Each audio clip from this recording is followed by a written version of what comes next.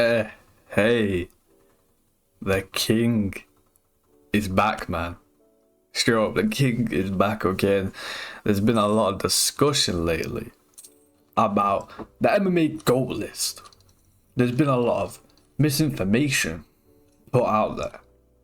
There's been a lot of narratives that have been pushed that I quite frankly just don't fuck with. Okay? And they're lies. They're lies. And we're going through it today, but before we go through that, bar of the day. Okay? By Drake. I don't need no love. I'm the GOAT. I just hit the beat and float. Bar of the day. It's got to go in it. It's bar of the day. Come on now. Anyway, man. It's time we get into this. Okay. So, we're going to be starting with the honorable mentions, okay? Starting off with the boy, Stipe Miocic. Stipe, you are barely getting in the top 15 at the skin of your teeth. And let me explain real quick, okay? Stipe Miocic has an extremely overrated legacy. He beat a bunch of people at that prime, but you know what? You got the DC wins. Something that I quite frankly can't argue against. You know what I'm saying? But people putting Stipe in the top 50, top 10, or top 5. If you put Stipe in your top 5, outrageous. Like you're fucking stupid. Like there's nothing else I can say apart from you're genuinely just like misinformed and like just like not very intelligent. I'm sorry, man. I'm sorry. Stipe beat JDS out of his prime, Overeem out of his prime, and Ngannou before his prime. Got knocked out by Ngannou later on anyway.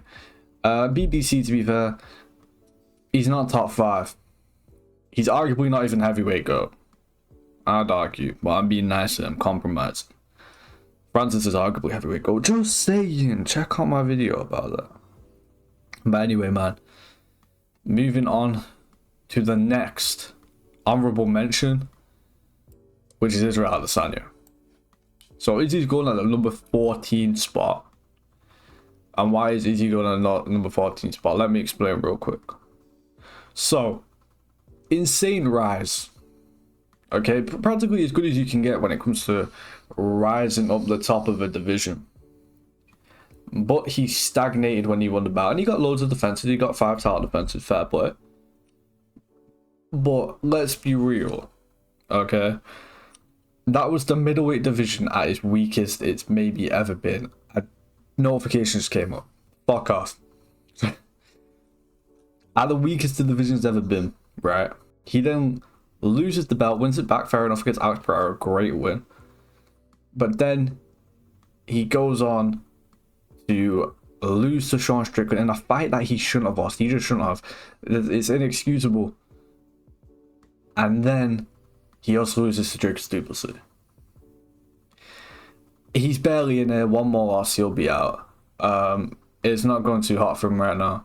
But still, he accomplished a lot, you know. 5 title defenses, amazing rise up the division. So, you know, put respect on Izzy's name, but don't be glazing Izzy. He ain't top 10 all time straight up. Now, moving on to the old head's favorite, Dominic Cruz, who I'm slotting in at the number 13 spot. Now, WEC fucking counts. Okay. It does. It straight up does. It counts. Exact same organization. Just under a different banner. I'll go more in depth on that when we move on to a certain Jose Aldo later. But listen, man. Dominic Cruz is overrated overall. The Cody Garbrandt loss does look really bad. His losses later on in his career don't count. Just don't count them. Like it's unfair. It's unfair to count. Or Dominic Cruz was that guy at one point, man. Dominic Cruz was that guy. You know, he got done dirty with injuries. He was clearly the best bantamweight on the planet between like 2009 and like 2016. So you gotta give him his props. Anyway, moving on to the next guy, which I have at number 12. It's Max Holloway. So, last time I did this. Max Holloway was at the number 9 spot. Since then, he's been knocked out for the first time in his entire career, and he's lost to Ilya Topuria. Now, Max has an extremely hard career to rank. If I could compare the difficulty of ranking Max's career, it'd be how I find DC's career very, hard to rank, Max obviously had the era where he was winning, losing, then he had his 13-fight win streak where he became champion, became the second best featherweight of all time at that point in time. Then he lost 3 times to Volk. Doesn't look good at all. But in that time, he was also beating all the top contenders. Then wins the BMF belt, but loses recently. Very hard career to rank. He's had a very long career. But bro, if Volk didn't exist, this guy would have had like 9-10 title defenses, like straight up, he would have. But Volk does exist. But Max has started like a terrific career, insane resume. He's number 12 all time, straight up. Moving on to number 11, we got Khabib Nurmagomedov. So let me explain. Let me explain real quick, okay? Since the last time I did this, Khabib has moved up a few spots. But that's not because Khabib has done anything, because obviously Khabib is retired. That's because Max Holloway and Israel Adesanya have gone down the list in recent months. Okay, now listen, Khabib went from an extremely overrated fighter back in like 2020, getting put in GOAT conversations, like the actual greatest fight to ever exist. Like his striking wasn't bad. One knockdown against Conor doesn't change that. His striking wasn't average, his striking was bad. But people have gone from saying he's extremely overrated to people underrating Khabib. Like, bro, Khabib gets fucking underrated nowadays, very slightly. I feel like in like 2022 we had like the perfect range of where we were putting Khabib, and now we're underrating him a little bit. We got people who ain't putting Khabib in their top 20. That's outrageous. If you like it or not, he did dominate guys, and he did dominate good guys, not all-time greats. Justin Gaethje, Dustin Poirier, and even Conor in 2018 are all great wins. And he has some wins to, round out his general resume, like the Sanyos, Barboza, MJ. MJ was fucking good, man. MJ was good at the time, whether you like it or not. The Ally Conor wins decent. There's a narrative that gets spread around about how that fight was close. It was not a close fight. Khabib dominated him, okay? Khabib gets underrated nowadays. He does get some undeserved hate, but it's better than when he was overrated. When he was overrated, it was unbearable. It's fucking unbearable. But we move on to the first guy within the top 10, DC. Now, like I said with Max Holloway, DC has a very hard career to rank because he was never the best in his division. He wasn't. It was always John. But he does have the, moving on to heavyweight. He lost to Stipe twice. The third Stipe fight, that wasn't the same DC, man. I'm sorry, it just wasn't. It wasn't the same DC. The year between the second and third Stipe fight took a lot. Fireworks. Fuck off, man. Took a lot out of DC. And DC has great wins, man. He beat people like Gus. Ozdemir was a good win. Derek Lewis was a great win. Beat Dan Henderson. Beat Rumble twice. Bro, DC has good wins even though he never beat the top guy at the time. So multiple title defenses. Double champ, first double champ to defend the belt. Both of his belts. DC gets top 10 all time for me. When we move on to the third. Bro, what the fuck, man? Bro, fucking... Bro, it's not even bonfire night, man. I hate this shit. I hate this shit so much, man. It's not even bro, we're not even, it's not even like it's tomorrow. It's like 5 days away. Damn. I don't even know if you can hear that shit, but anyway, Anderson Silva now. Anderson Silva's resume can get a bit overhated. He does have good wins. Forrest Griffin, Charles Sonnen, Dan Henderson. The guy has good wins. Okay, but he doesn't have like any like career defining win. Straight up. Rich Franklin, again, great win. But let's be honest, man. He has the same issue that Izzy had. He dominated a weak division. A weak division. Like, straight up, it wasn't a strong division. and he had the worst fall off of all time if you're getting rid of Tony Ferguson and BJ Penn. I get it's not really, you know, that doesn't count for everything, but it does count for some. For example, I said Dominic Cruz, you know, let him off. He lost once or twice if you count the Henry fight. Anderson lost like 7 or 8 times. Come on, man. Like, how much are we rating a win over like a Yushin Okami? You get 9 on time. That's what you're getting. Next up, the 8th best fighter of all time, Islam Makhachev. He's the best lightweight of all time. Okay, and I'll explain why. This is a whole other debate, him versus Khabib. So, Khabib has the more well-rounded resume, but Islam does have like good wins that aren't like elite wins like Bobby Green, Drew Dober.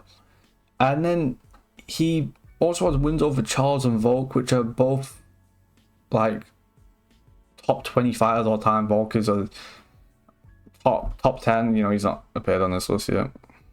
But Volk is literally an all-time great fighter. Literally, like beating Volk and Charles is better than any of Khabib's wins. And if we're directly comparing like Islam to a DC, yeah, he may have like what 1 or 2 less title defenses, and DC may have the double champ, but Islam's in such a better division, man. Like straight up. And DC was in a good light heavyweight division, but there's light heavyweight, and then there's fucking lightweight in the time period we are in. And if he beats Armin Sarukian, bro, he's moving up at least a spot or 2. You know what I'm saying? Islam Makhachev, man, it's just getting better and better for him. He's number 8 right now. Could easily see him going higher. Anyway, we move on to the next guy, which is Marty Usman. Put some respect on my name! Okay, Kamaru Usman is, bro, this guy's prime. People try disrespecting him, man. People try. These fight. I'm about to go crazy. I'm about to tweak out. I swear to God. I swear to God, I'm about to tweak out. I'm about to fucking tweak out really bad. Shut the fuck up. Shut the fuck up, bro. Disrespect. Disrespect, bro. Are you done? Okay, it's done. Anyway, okay. People try disrespecting this guy's title run, like bringing up how Kobe looked in the Leon fight. Big difference between Kobe in 2021, between Kobe in 2023, practically 2024. Jorge Masvidal was 2019 Fighter of the Year. Okay. Kamaru beat him a few months after 2019, beat him, what, June 2020? Okay. Prime Masvidal was that guy. Don't get it mistaken. Beats Gilbert Burns. I don't think anyone's trying to discredit Gilbert Burns. You know, not looking too hot right now. Gilbert Burns back then, fucking monster. Okay, beat Tyron Woodley, at the time 2nd best welterweight of all time. Kamaru says, "Fuck you, I'm taking that spot." He's now the 2nd best welterweight of all time. Arguably beat Khamzat Chimaev, 2nd longest win streak of all time. People need to stop disrespecting Kamaru Usman, man, and he just got better and better. And I'm telling you, man, I got belief. He ain't done. He ain't done. He can rise, okay? For me, Kamaru Usman's number 7, greatest fighter of all time. Kamaru's that guy, man. And he might not be dropping the Bilal interview, but he's still that guy. Don't get it twisted. Anyway, well done, you're number 7. Moving on. It's Alex Pereira, bro. Like, straight up, man. And I had him a lot lower last time, and since then, he's only had 1 win, which was against Killer Roundtree. So, not a lot has happened, but just my general thought process has changed. You know, what does he have now? 3 title defenses? Champion in 2 divisions? Beat 5 or 6 former champs: Sean Strickland, Israel Adesanya, Yuri, Jamal, Jan. Bro, if we're thinking about it, look at Usman, right? I got Usman at number 7. Okay, I got Usman at number 7. Usman has what, 1, 2 more title defenses? What do we count more? Those 1 or 2 title defenses, or Alex becoming a champ in 2 divisions? What do we count more? Same title defenses is of Makhachev, champion multiple divisions. Anderson has a lot more, but against worse competition. Okay, DC kind of similar. Alex has beat more champions. He's beat better competition. Khabib, Alex, same title defenses, champion multiple divisions. Max has lost a lot more times than Alex has. Alex had one less title defense, but also champion in multiple divisions. More defenses than Cruz. One or two less defenses than Izzy, that 1-on-1, but champion in multiple divisions. Same as Stipe, champion in multiple divisions. Bro, I think he's ahead of all these guys, man. Okay, just my thought process in general has changed. Alex Perez is 6th greatest of all time, and if he can, bro, if he can become heavyweight champ, we're speaking top 3 all time here. Okay, sky's the limit. It was, bro, if he beats Magomed, in my opinion, he goes above number 5, which is Alexander Volkanovski. Now, I love Volk. I love him so much. For me, in his prime, he's the best, just pure fighter in the octagon I've ever witnessed. Like, just pure skill. Best fighter I've ever witnessed. Perfect everywhere, man. Volk in the Holloway trilogy, 3rd fight, the Yair fight, the Korean Zombie fight, and even the first Islam Makhachev fight is the best fighter I've ever witnessed. Ever witnessed. Ever. Volk from 2022 to late 2023. Best fighter I've ever witnessed. Ever. Okay. 5 title defenses at featherweight, insanely hard division. Beat Max Holloway, who's, you know, on this list. Come on, bro. Come on. That's so legit, man. That's so legit. But, you know, he does have the fireworks again. I'm a tweak out, but he does have potential to go down if he does go on a losing streak. If he loses the next fight, I think he goes below these 2 guys. Maybe even goes below Islam. I think he'd still be like number 8 all time, something like that. A lot's at stake for Volk. He could go down, but right now he's here. And he should below Jose Aldo. Now Jose has lost to Volk. He's lost to Max. I understand. People will say, oh, Aldo isn't actually that old, bro. It ain't about that. It's about the years you have in the game. Like, how hard is that to grasp? And then WEC fucking counts, man. It counts. And I will explain why it counts. Exact same division, just with a different banner. WEC was owned by the UFC. WEC and the UFC merged together. Okay? They merged together. When the WEC came into UFC, nothing changed. Exact same roster, exact same champions, just under a different banner. So yes, Aldo's accomplishments in WEC count as UFC level accomplishments. He should be the youngest champion in UFC history. He should have 9 title defenses. He should have wins over more champs than he does. You know, like Uriah Faber, not for argument's sake, just Uriah Faber. You know, Aldo's that guy, man. He gets done dirty just because people think WEC don't count. It does count. Okay, it does count. But moving on to number 3. Demetrius Maximus Johnson. Now, DJ didn't face as bad competition as people think. Joseph Benavidez, Henry Cejudo, Wilson Hayes, John Moraga. These guys looked bad because they were fighting Demetrius Johnson. These guys are not remembered as elite fighters, except from Henry, because they fought Demetrius Johnson, and Demetrius Johnson made them look not elite. Okay. But his competition still wasn't great. Okay, let's be honest. But better fucking competition. Demetrius fought better competition than Izzy or Anderson did. And I will stand by that. Next up we have John Jones, number 2. Insanely goated resume. Okay, they weren't old, but they were just oversized middleweights. They weren't old though. But, you know, what lets John down a lot is the kind of second half to his career. Terrible performance against OSP. terrible performance against Santos, didn't finish Anthony Smith, lost to Dominic Reyes. If everyone's in agreement that he lost that fight, then let's not count as a win just because judges said so. And he's not really done shit at heavyweight, so that's what lets him down, but still insane resume.